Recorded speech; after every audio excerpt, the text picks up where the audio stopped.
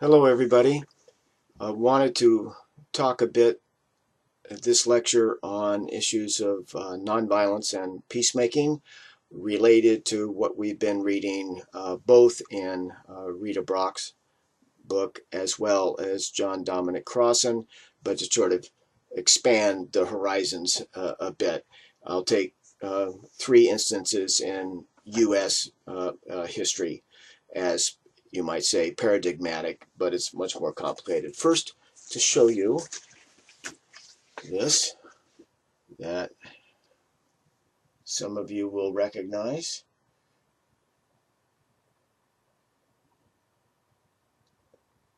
Here we have Edward Hicks's rendering, one of the many renderings of the Peaceable Kingdom that he did. And this one has on the one side the vision from Isaiah 11 with little children leading the lions and the lambs and the leopards and the sheep and so on. And on the other side, William Penn's signing a treaty with the Delaware Indians. I think this is interesting, and I have it in my office because it does two things. One, for Hicks, the side portraying the animals, he understood as a way of talking about our individual human psychology.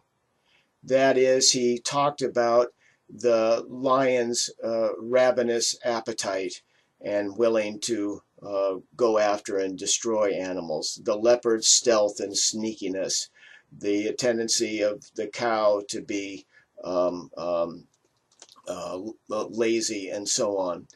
And he saw then the problem of human nature represented here by this picture of the peaceable kingdom in Isaiah.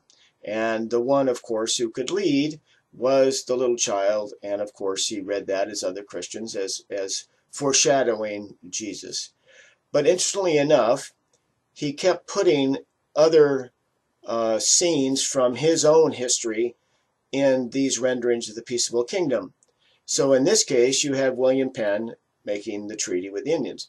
And of course, he knows by his time that things didn't just work out well. That was a vision too, but it was actually something that did, in fact, happen. It didn't last, perhaps, but it did happen. So I've always liked the way he puts these two things together. Now, when John Woolman was active, he also had connections and contact with Native Americans, and one account in his journal, putting his life on the line to go and try to do some peacemaking with the Native tribes as the French and Indian wars were heating up and conflicts were breaking out. And he went, as some of you may know, and was able to connect with one of the chiefs of the tribes, and the translators were having a hard time translating back and forth, but the chief said to Woolman, as Woolman was talking after Woolman had spoken, that he loved to hear where the words came from. So even though the words weren't exactly getting back and forth with absolute clarity, there was something that Woolman saw in the chief that said there was something else, spirit or whatever you call it, going on, and therefore they were able to communicate even though the words were difficult. So this, in a way, I would say, putting it in Crossan's framework, is a representation of the nonviolent understanding of the gospel. And Jesus as the Christ then becomes the way to try to work at manifesting that in the world and changing ourselves so that we can then become more peaceful. So there's not a division between just sort of activism out there and internal work here. They go together. And of course, this is not only in Quakers. You see it all the time when people are making those kind of connections. But to use that as an example, and early in U.S. history, when so many people, including those that came to Pennsylvania and finally brought down that holy experiment, were saying the Indians are like the Amalekites. They are the ones that should be wiped out. This land is given to us. We are the godly people and we've come here, etc., etc. And that form of Christianity wedded with an imperial kind of sense that should happen. And Quakers, among others, of course, were trying to resist that. And of course, not every Quaker was like John Woolman and carrying that witness out and making those compromises. And perhaps we could say, don't we all in that way? The other one I'd like to leap to that is often marked as not only reflecting the early imperialistic conquest of the whole Native America, but a turn outward to go beyond our shores now that the West has been settled and civilized and that kind of thing. And this has to do with the Spanish-American War. And there, again, many people, including Quakers, but now not limited to them, there are many other people as well, were saying that what happened in the Spanish-American War was a justification that we're going to free Cuba and the Philippines because the Spanish Empire is evil. And then what got many people outraged was then the U.S. decided, oh, now we'll make Cuba our own. Oh, now we'll make the Philippines our own, and therefore becoming a territorial empire and beginning to spread out. One of the key figures, again, one of my favorite dead white European males, is William James, who at the end of his life, he died in 1910, wrote a little essay called The Moral Equivalent of War. James certainly was the pacifist, struggled with that in his life because he was challenged by the Civil War, in which his brother participated in that way, and was seen as noble, a noble enterprise and so on. But James was troubled by this, but he was very troubled then about the U.S. then saying it's there to free people and yet going and trying to brutally suppress, particularly in the Philippines, efforts at independence. And he said in this little essay, what pacifists often miss then is that there are virtues and things to be respected about the military life, and until nonviolence it can get its act together and have the discipline and commitment to a larger concern than mere peace, let there be peace, then it's not going to work. He used the analogy that oftentimes pacifists begin to speak up as he put it, the train has already left the station. That is, the war has started, and now pacifists say, no, don't go to war, but what have you been doing beforehand? His idea that was picked up years later for the Peace Corps was if we had the young people, because they're at that point and still are usually the ones that are sent off to war and induced into going off to war, if we had something that was challenging for young people in order to help alleviate poverty, help in taming nature, and so on, then that could be an equivalent, a moral equivalent of warfare, and use the virtues and the discipline and the sacrifice that the military draws on to actually make a change in the world. His little essay was, he said, the most popular that he'd ever done in his long life and long series of lectures and so on, and it got quite a bit of interest at the time. All right, so there's that. Now, with the witness of particular people like Quakers and the historic peace churches, and of course individuals across the denominations, moving now in James's time to a wider into the secular culture, that is, people across the religious or no religious spectrum, were seeing the value of nonviolence and nonviolence action as a way to achieve justice and therefore to secure some, at least some more increase in peace. Another key figure is Reinhold Niebuhr, writing in the 30s, 40s, and 50s at a very critical time. Reinhold Niebuhr saw the results of World War I and thought at that point he'd had enough of seeing the war and all that as a way to try to solve conflicts, became the chair of the Fellowship of Reconciliation, but renounced all that with the rise of Hitler, and then was very influential both in the church and in U.S. foreign policy by advocating for the containment strategy, so on, and for the development of nuclear weapons as a way to deter conflict and so on.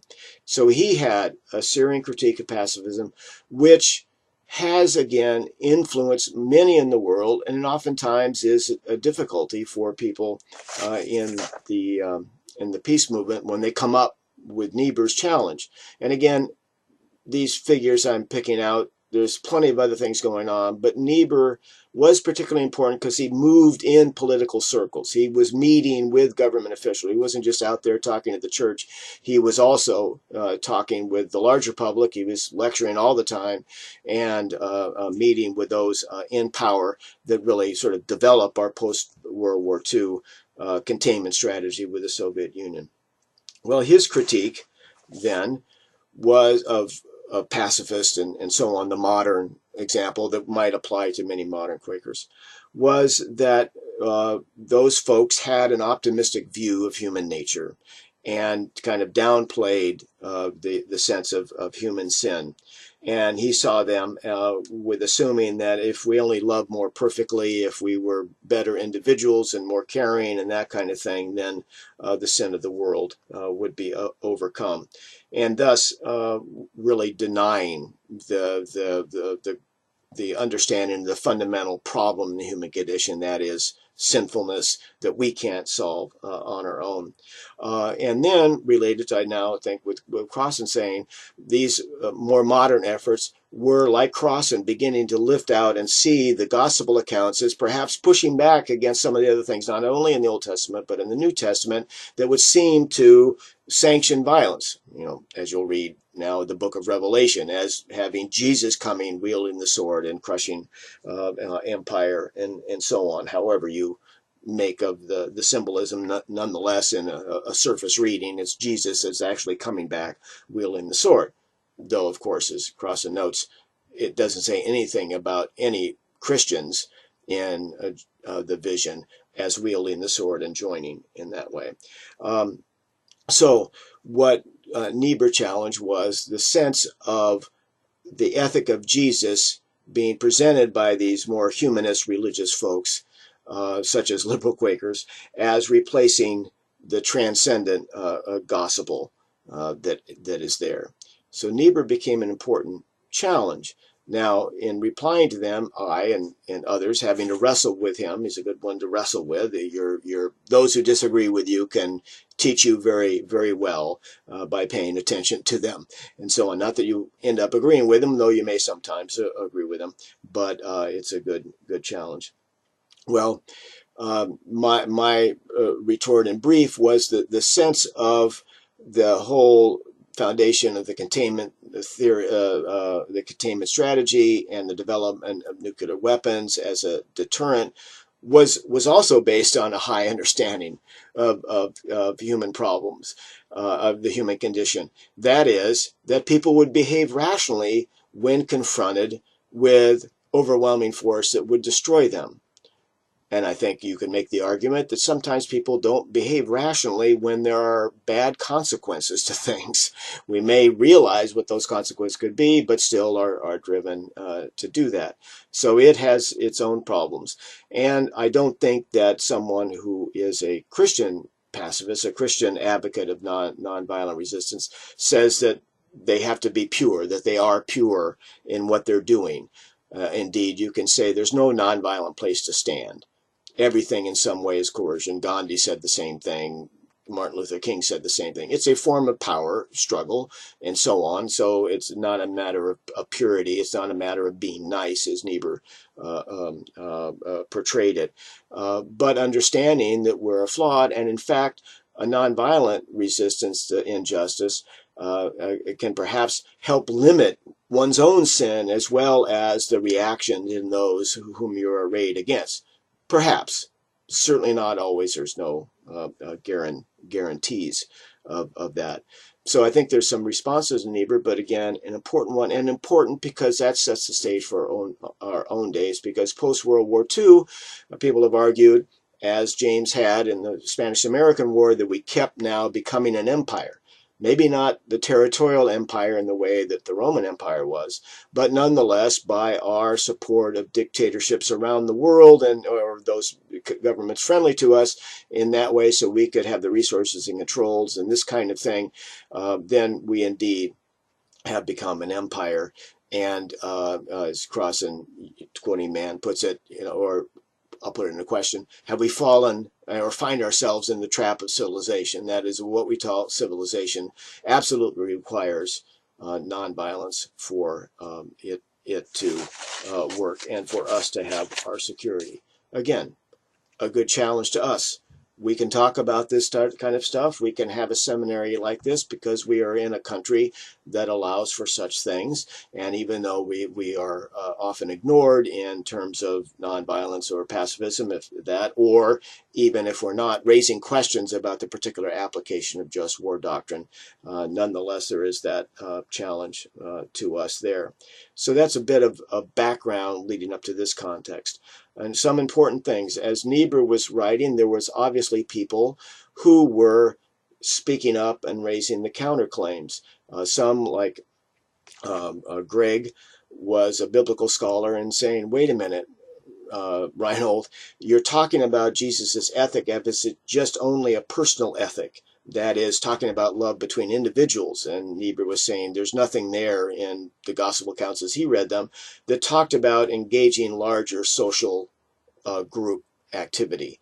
But Greg, at the time of Niebuhr's writing, not Crossan, but time of Niebuhr's writing, would say, well, wait a minute, no, you read the gospel accounts, and clearly Jesus was talking about loving enemies, that is, not just individual enemies, but the larger social structures that are going on.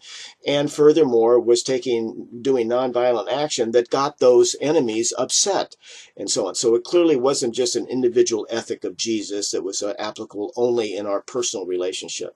So Greg, at the time Niebuhr was writing, was seeing that set the stage then for many other people leading up to Crossan that were doing the same thing. So Crossan doesn't come out of a vacuum. He's not the only one writing about this today, nor has he been the first one doing this in our contemporary era. One I wanted to close with here is a reading from John Dominic Crossan's book on excavating Jesus. Some of the sense raised of what he's doing, how might it relate to a sort of our spiritual lives? What does this mean? And so on. Of course, for me, as you may expect by this point, that I see what he's doing is very helpful to my spiritual life and so on, that there is not just agreement with what he's doing, but if we take him seriously or see our assent to at least some of the general picture of what he's saying, then there's a deep challenge. What are we to do?